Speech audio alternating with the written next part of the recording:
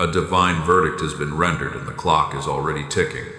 If you stay distracted for the next 72 hours, you might walk right past the door I've just unlocked. Today, you'll receive the 3 instructions you must follow to catch this wave of acceleration. My child, you have been in a long winter. You have watched the same landscape for so long that you stopped expecting movement. You learned how to survive without visible answers. You kept praying while nothing seemed different. You kept working while the ground looked frozen. You kept showing up even when hope felt expensive. But listen carefully now. The ground is thawing beneath your feet. You may not see flowers yet, but the hardness is beginning to release. Something inside you already senses it, that restlessness you cannot explain. That sudden desire to clean, organize, call, finish, forgive, or prepare. That unusual peace arriving before the evidence changes. Do not dismiss these signals. The next 72 hours are not a superstition, and they are not a guarantee of one specific material outcome. They are a focused window of alignment. I am calling you to become attentive, available, and ready for the next faithful step. Before this message ends, I will give you a breakthrough readiness checklist and 3 instructions to protect your peace, sharpen your discernment, and help you recognize what is opening. Right beneath this message, I receive wisdom for the next step. Do not write it as a performance. Write it because you are willing to become present. You are not trying to control the next 3 days. You are choosing not to sleep through them emotionally. You have lived through weeks when every day felt the same. You woke with the same pressure. You carried the same unanswered questions.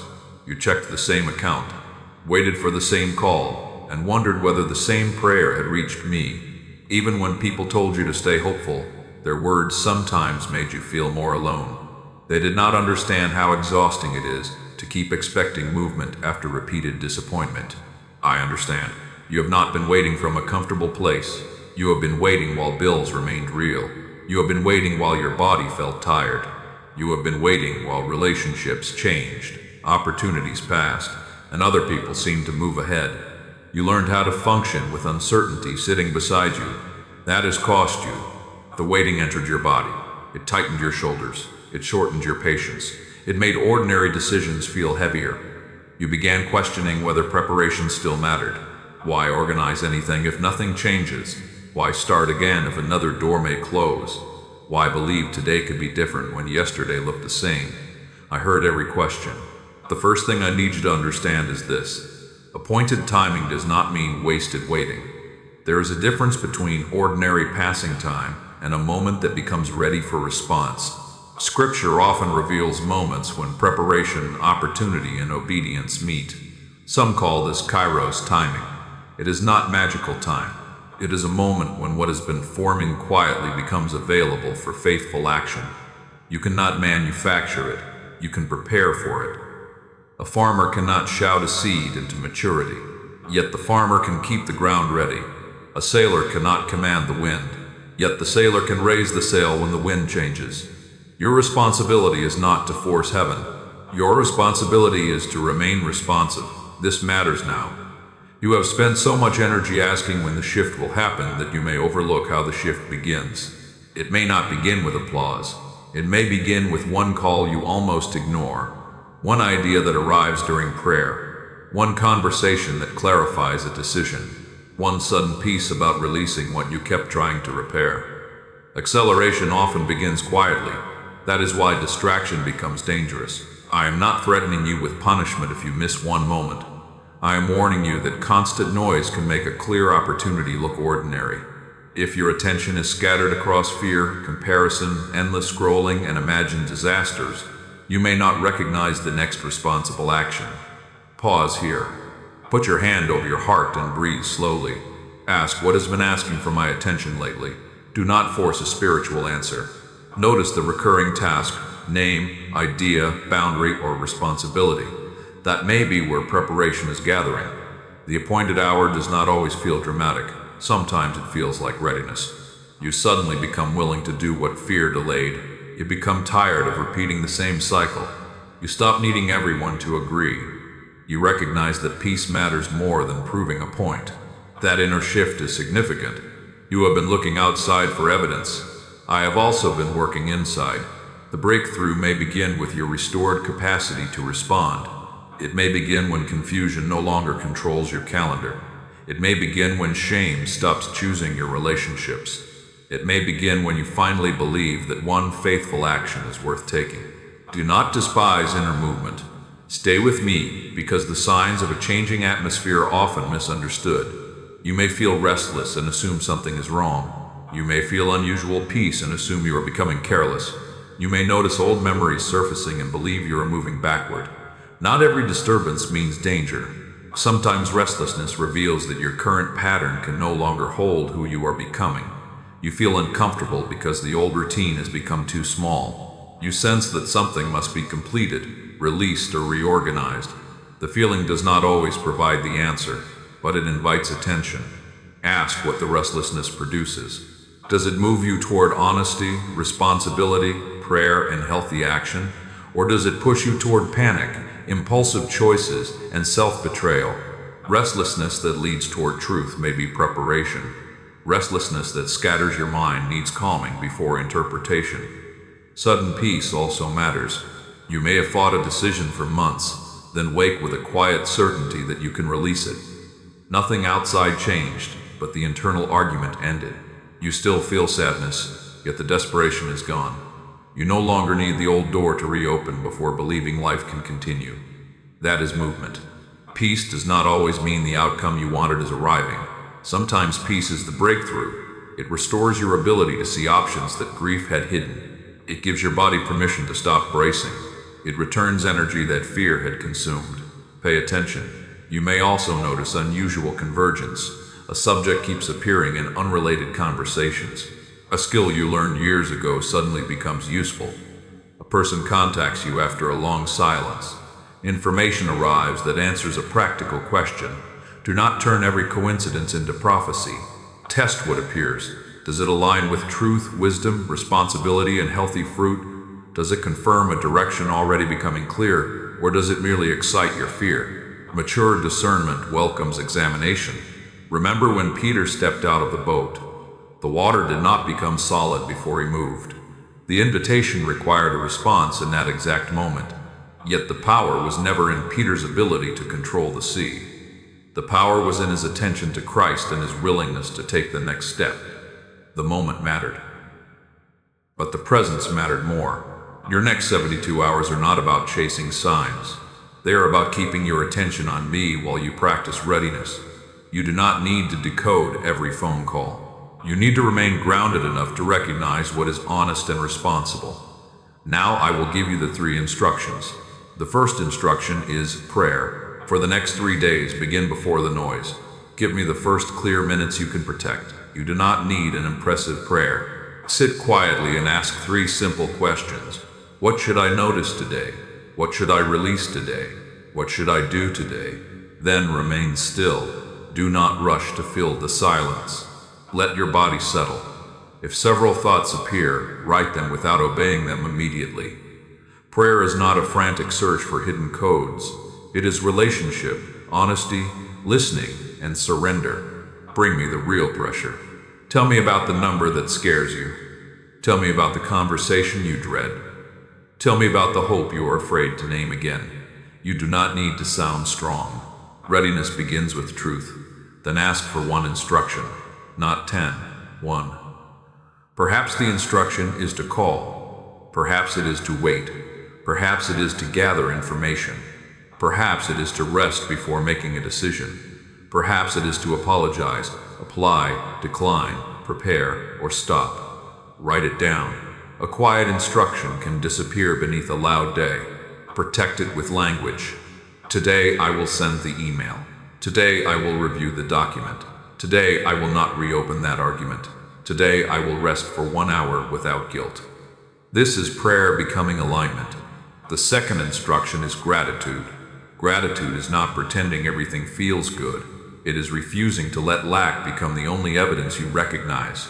Fear narrows your vision. It shows you what has not happened, who has not called, what is not healed, and where progress remains incomplete. Gratitude widens the room. For the next 72 hours, name 3 forms of provision each day.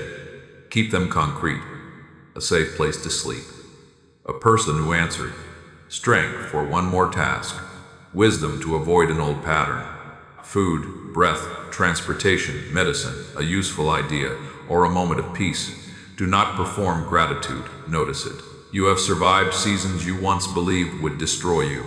You carry skills formed through difficulty. You have boundaries you did not possess before. You recognize danger faster. You recover from disappointment with greater honesty. These are gifts.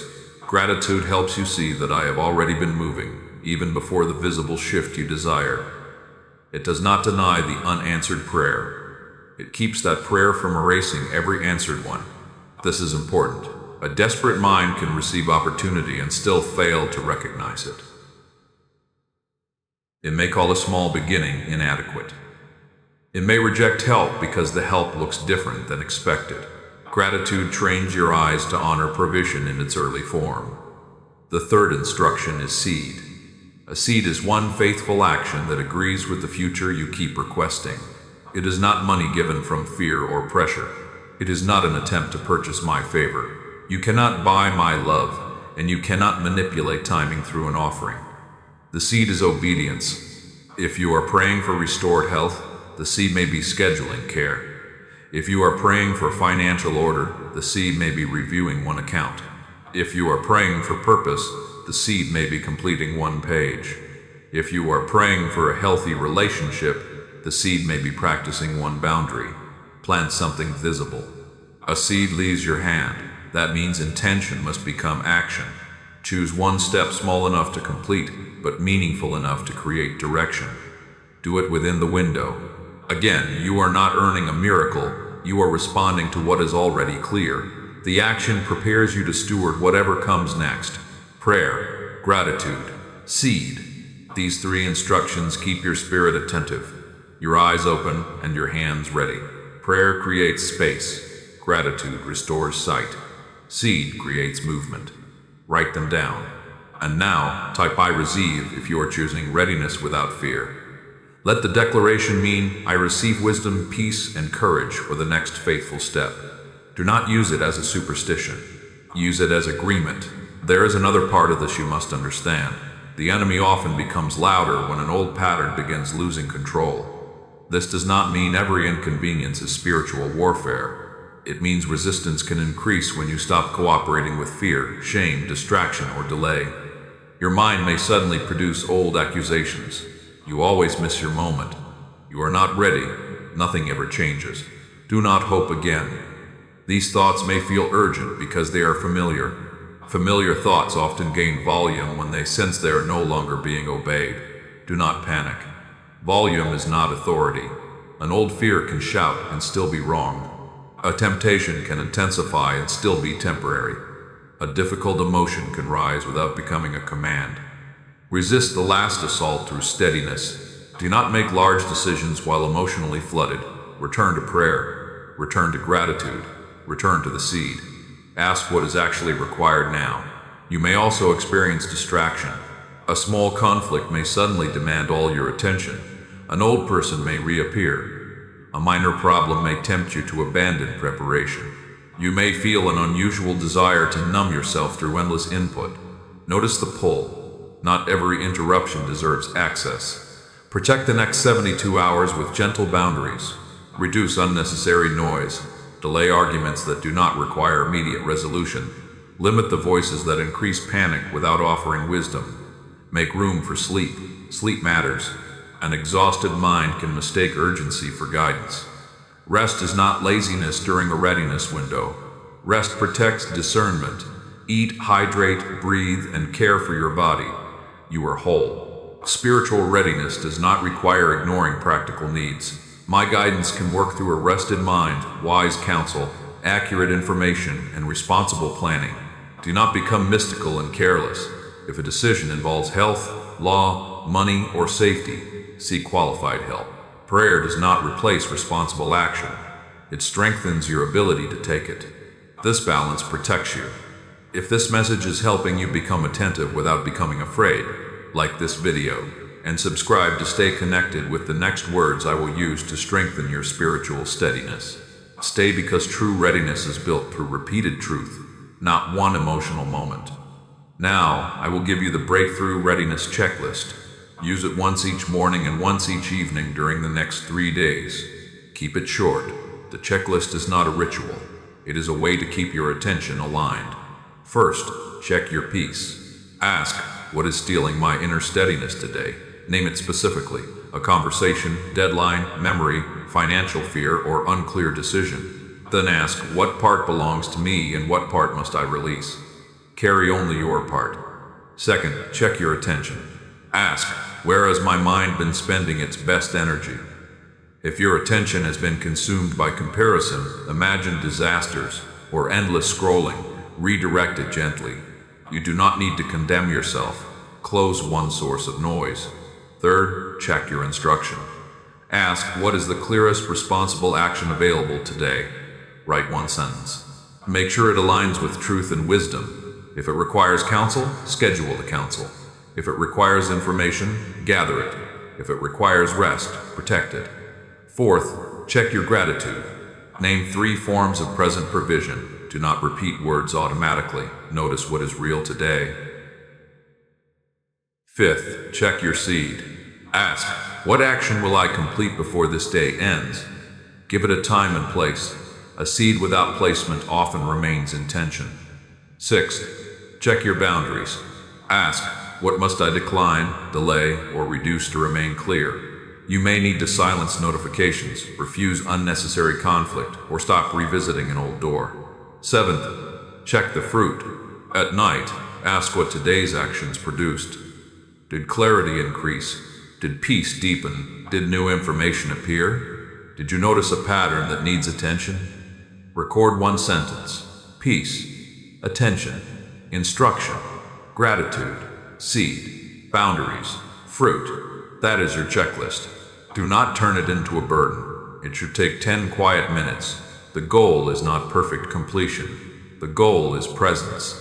Stay with me here. You may reach the end of 72 hours without receiving the phone call, money, healing, or answer you imagined. That does not mean the window failed. I need you to understand this before expectation becomes pressure. Breakthrough is not always an event you can photograph. Sometimes the turnaround is that you finally make the decision fear delayed. Sometimes it is that confusion breaks. Sometimes you recognize a hidden pattern. Sometimes you stop chasing the person who keeps wounding you. Sometimes you sleep peacefully after months of inner argument. Those shifts matter. A new opportunity may appear. A conversation may open. A practical answer may arrive. Remain grateful if it does. But do not measure my faithfulness only by sudden external change. The deepest breakthrough is alignment. It is when your heart returns to truth, your attention returns to the present, and your hands return to faithful action. External doors can be stewarded when inner chaos no longer controls you. This is why preparation matters. You have asked for acceleration, but acceleration without alignment can create greater damage. A faster vehicle becomes dangerous when the steering is unstable. I am not only increasing speed, I am strengthening direction. Receive that correction. You do not need every opportunity. You need the right responsibility. You do not need every door. You need the door that allows integrity, peace, and healthy fruit. Discern the difference. During these 3 days, you may receive random phone calls or sudden ideas. Do not assume each one is destiny. Slow down enough to test them. Ask whether the opportunity aligns with truth. Ask whether it respects your real responsibilities. Ask whether wise counsel recognizes healthy fruit. Ask whether peace remains beneath excitement.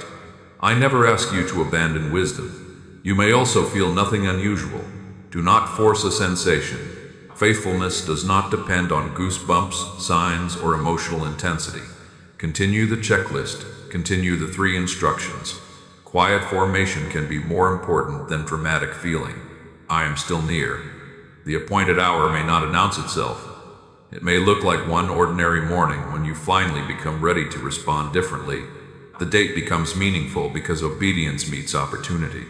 That is enough. You have been in a long winter, but winter was not your identity. It was a season. The frozen ground taught roots to reach deeper. The silence taught you which voices were noise. The waiting taught you what urgency could not. You are stronger now. You do not need the next season to rescue your worth. Your worth is already held in me. You can welcome movement without worshiping it. You can receive opportunity without making it your identity. That is readiness. My child, your testimony is not being written only when the outcome changes. It is being written when you choose gratitude while the answer is forming. It is being written when you plant the seed without applause. It is being written when you refuse to let fear drive. Your response matters. There will be moments when the old winter tries to speak. It will say the ground never changes. Answer with evidence. You are praying differently. You are seeing provision. You are taking action. You are protecting peace. The thaw has begun inside you. And what begins within often changes what you can recognize outside. One phone call may contain information. One idea may reveal a new direction. One peaceful no may protect your future. One courageous yes may reopen movement. Remain alert, not anxious. Alertness is calm attention. Anxiety is fearful prediction. Alertness asks, what is here? Anxiety asks, what if everything goes wrong? Keep returning to what is real. I am here. Your breath is here. Today's instruction is here. The next faithful action is here. That is enough for now. The next message will address what to do when the expected turnaround seems delayed. I will show you how to protect hope without creating false deadlines, and how to remain faithful after an intense season of expectation. Stay near. Before you leave, comment, I receive. Let it mean you receive peace, wisdom, and readiness. Then write your first checklist entry. What is stealing your peace? What requires your attention? What is today's instruction? What provision can you see? What seed will you plant? What boundary will you protect? What fruit will you review tonight? Do not rush. The clock is not your enemy. These 72 hours are not a threat. They are an invitation to become present. Pray before the noise. Give thanks before the evidence. Plant the seed before the harvest. I'm moving in ways you can see and ways you cannot. I'm arranging conversations, revealing patterns, strengthening your discernment, and restoring courage. But your peace remains more important than hype.